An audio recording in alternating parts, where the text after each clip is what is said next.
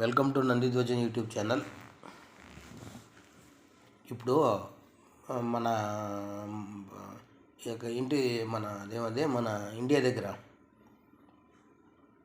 మాల్దీవ్స్ అని ఒక దేశం ఉన్నది, ఉంటారు పేరు.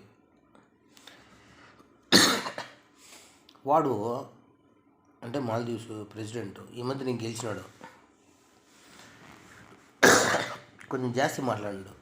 ఏమని ఇండియన్ ఆర్మీ వెళ్ళిపోవాలి, ఇండియా వాళ్ళు మాకు చాలా ఇబ్బంది వెళ్ళిపోతున్నాయి, అక్కడ గలాట ఉంటే మన జనాలు కొట్టకుండా ఎందుకు కొట్లాడుకొని వస్తారని చెప్పి మన ఆర్మీ పోయి అక్కడ శాంతిని మార్గం సూచించేదానికి అక్కడ మన ఆర్మీని పంపించినాం మనం.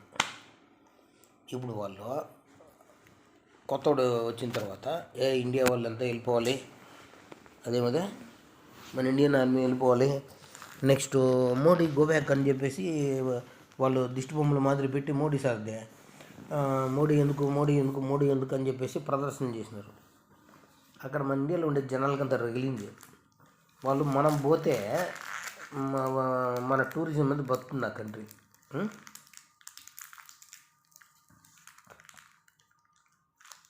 అటుంటే ఊరుకుంటాడా మోడీ?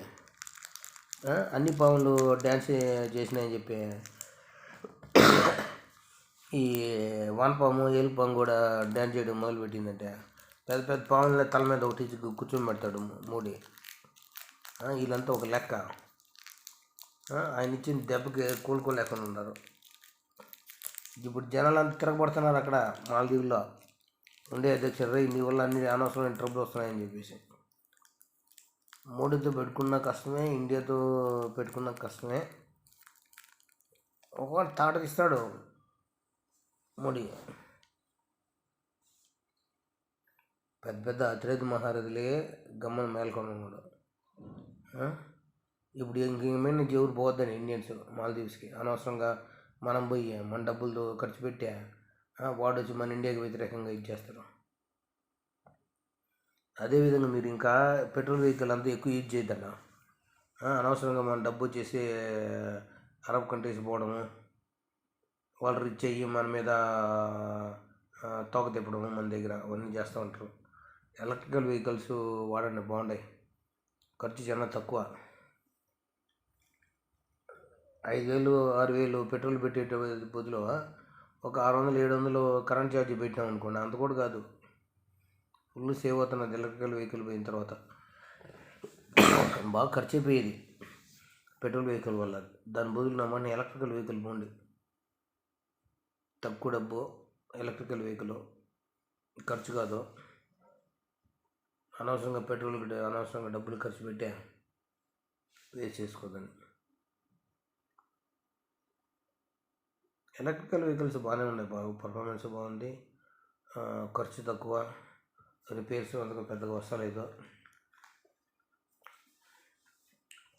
దగ్గు వస్తుంది బిక్స్ మాత్రం వేసుకుంటే.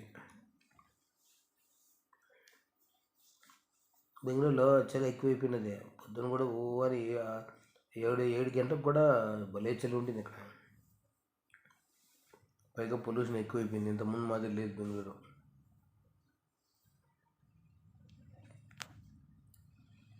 ఈ మరీ నవంబరు, డిసెంబరు, జనవరి, ఫిబ్రవరి అయితే భయంకరమైన చలి సమయం. పొద్దున్న లేచి ఆఫీస్కి పోవాలంటే కూడా ఏం సమయం, ఇంత చలి ఉన్నది అనిపిస్తుంది. కానీ పోద్దాం పని చేసే పనికి.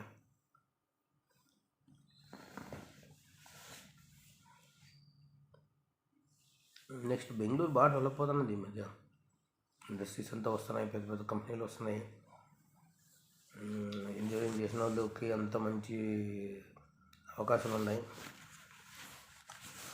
సిఏ, ఐఎస్డబ్ల్యూ, సిఎస్ అట్లా చేసిన వాళ్ళకి ఇంకా మంచి అవకాశాలు ఉన్నాయి, చాలా జాబ్స్ ఉన్నాయి.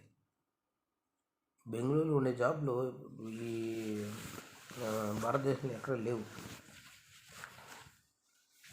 ఈజీ పని దొరుకుతుంది ఇక్కడ బెంగళూరులో. ఫస్ట్ ఏదో పనిలో చేరిపోవాలి, మళ్ళీ మన తెలియ కొద్దీ కొద్దిగా కోర్సులు నేర్చుకుంటా ముందుకెళ్ళాలి. ఎన్ని కంపెనీలు వస్తున్నాయంటే 10 లక్షల కోట్లలో వస్తున్నాయి ఇన్వెస్ట్మెంట్లు. పెద్ద పెద్ద కంపెనీలు వస్తున్నాయి. 10th చేసినవాడు కాడి నుంచి పిహెచ్డి చేసినవాడు వరకు ఒక 2 నెలలు 3 నెలలు కష్టపడి తిరిగినాడంటే వాడు జీవితంలో సెటిల్ అయిపోతాడు. అన్ని కంపెనీలు ఉన్నాయి బెంగళూరులో. ఫస్ట్ జాబ్ మాత్రం ఎట్లా ఒకటే జాయిన్ అవ్వాలి. జాయిన్ అయిన తర్వాత వాళ్ళందరూ వాళ్ళే ఎదగచ్చు. మంచి సిటీ కంపేర్ చేసుకుంటే, అది హైదరాబాద్తో మెడ్రాస్తో కంపేర్ చేసుకుంటే బెంగళూరు కామ్గా ఉంటుంది, గలాట్లు ఉండవు. అదే ఖర్చు మనం పెట్టుకున్న దాన్ని బట్టి. నేను చూడలేదండి బెంగళూరులో ఇక్కడలో ఎవడన్నా తిరిగేవాడు వీడు బాగానే చూడాల. ఎవడో కూడా ఏదో పని పోతూ ఉంటాడు. ఇంతకుముందు ట్రైన్లో చాలా తక్కువ మంది జనాలు వచ్చేవాళ్ళు.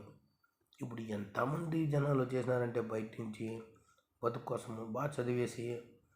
నువ్వు 10th చదివినా కూడా చాలు, ఇక్కడ ఏదో పని దొరుకుతుంది. ఇక్కడ బెంగళూరులో ఏదో పని దొరకకుండా ఉండేది అనేది లేదు. ఒక పని దొరికినామా చూసుకున్నామా, మళ్ళీ వాళ్ళ క్వాలిఫికేషన్ బట్టి వాళ్ళ చదివిన దాన్ని బట్టి ఏదో పని దొరుకుతుంది. వాళ్ళకి అర్హత తగ్గట్టే దొరుకుతుంది. ఇక్కడ పనులు బాగుంటాయి. ఇక్కడ సల్లంగా ఉంటుంది. ఎక్కడంటే బెంగళూరు గురించి చెప్తున్నాను, మధ్యలో ఇంటర్ఫీర్ అయినా అంటే తోలుదీస్తాం. ఏమే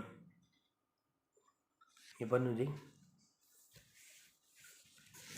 అదే నా పిల్లలు అప్పుడప్పుడు క్వశ్చన్ చేసింది ఎక్కడ అని, అందుకే చెప్పిన బెంగళూరులో అని.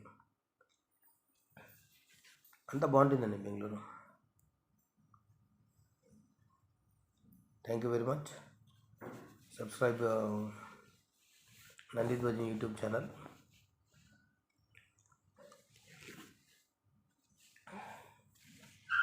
ఇంకేముందమ్మా, బెంగళూరు బ్రహ్మాండంగా ఉంటుంది. ఒక మాటలు చెప్పాలంటే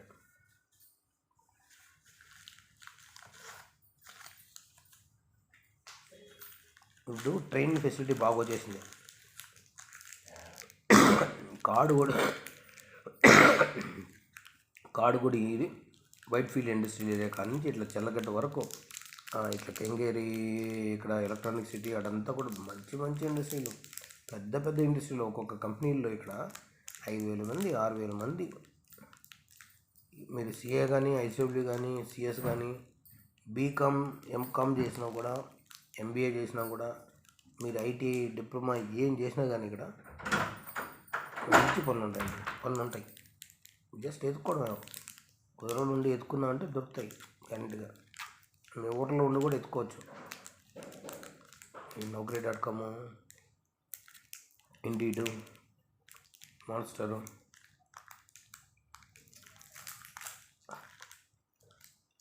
ఇంతకుముందు మాన్స్టర్, ఇప్పుడు ఫౌండిట్. జనాలు ఇంకోటి మర్చిపోతున్నది ఏమంటే, నౌకరీలో రెజ్యూమ్ పెట్టేసి గమ్మని ఉంటారు. అట్లా చేయకూడదు. రోజు రిఫ్రెష్ చేస్తూ ఉండాలి. అప్పుడు పైకి పోతూ ఉంటుంది, టాప్లో వస్తుందన్నమాట. నెక్స్ట్ వాడు కొన్ని సబ్స్క్రిప్షన్స్ వదులుతాడు. 3 నెలలకి 3,000 రూపాయలు అట్లా పెయిడ్ సబ్స్క్రిప్షన్ తీసుకున్నామంటే ఈజీగా వచ్చేస్తాయి కాల్స్. విపరీతంగా వస్తాయి కాల్స్. పెయిడ్ సబ్స్క్రిప్షన్ ఒక 3,000 5,000 ఏమో గడుచుకుంటాను, నాకు సరే గుర్తులేదు. అదొకటి చేసి రెజ్యూమ్లో పెట్టినామంటే దానిలో ఒక నెలకే ఒక 10-15 కాల్స్ వస్తాయి. మనకే దిగ్గుతుంది ఏ ఇంటర్వ్యూ పోవాలని. పోయినామంటే ఏదో ఒకటి దొరుకుతుంది. బెంగళూరులో పనులు బాగుంటాయి, వాతావరణం బాగుంటుంది. నవంబరు, డిసెంబరు, జనవరి, ఫిబ్రవరి మాత్రం ఇక్కడ బలి చలి విపరీతంగా ఉంటుంది. అంటే ఎర్లీ మార్నింగ్ లేయాలంటే చలి అనిపిస్తుంది. 8 తర్వాత 8 తర్వాత లేచినామంటే చలి తక్కువ ఉంటుంది. బస్ ఫెసిలిటీస్ బాగుంటాయి బెంగళూరులో. ఇప్పుడు మెట్రో ట్రైన్ వస్తుంది. చెప్తాడు కాడుగూడ నుంచి చెల్లగట్ట పోయేది ట్రైను. ఇంకొక 2 నిమిషాల్లో ప్లాట్ఫామ్ మీద వస్తుందని చెప్తాడు. ఖచ్చితంగా 2 నిమిషాలకి ప్లాట్ఫామ్ మీద ఉంటుంది. కిక్ అని తెరుతాయి డోర్లు. అది అయిన తర్వాత మనం లోపల ఎక్కడము ఆ డోర్లు మూసుకునేస్తే వాళ్ళు ఆ నుంచి మన స్టేషన్ చెప్తా ఉంటాడు. చాలా బాగుంటుంది Bengaluru. Thank you very much. నా సబ్స్క్రిప్షన్ అదేమది నా ఛానల్లో సబ్స్క్రైబ్ చేయండి అందరూ. Thank you.